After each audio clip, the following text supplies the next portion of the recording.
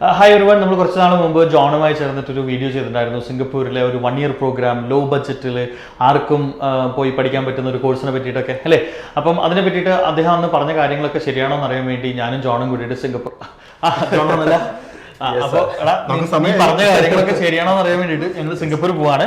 ഈ പറഞ്ഞ കാര്യങ്ങളൊക്കെ ശരിയാണോ നമ്മൾ കൃത്യമായിട്ട് ഞാൻ പറയാം കേട്ടോ. By.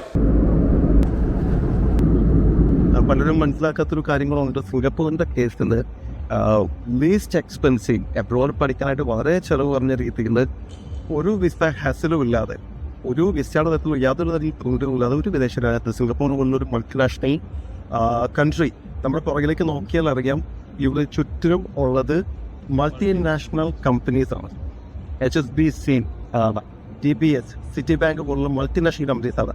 So if you get an opportunity to study here, ഇവിടെ പഠനത്തിനായിട്ട്, വിദേശ പഠനത്തിന് നിങ്ങൾക്കൊരു അവസരം കിട്ടിയാൽ ഇവിടെ നിങ്ങൾക്കൊരു ജോലി ലഭിക്കാൻ സാധ്യത വളരെ കൂടുതലാണ്.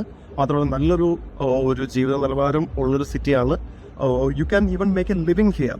അപ്പം എനിക്ക് തോന്നുന്നു ഇവിടെ കൂടുതൽ ലോജിസ്റ്റിക്സിനും അതുപോലുള്ള കാര്യങ്ങൾക്കായിരിക്കും. Tourism, logistics, finance, banking, business, everything.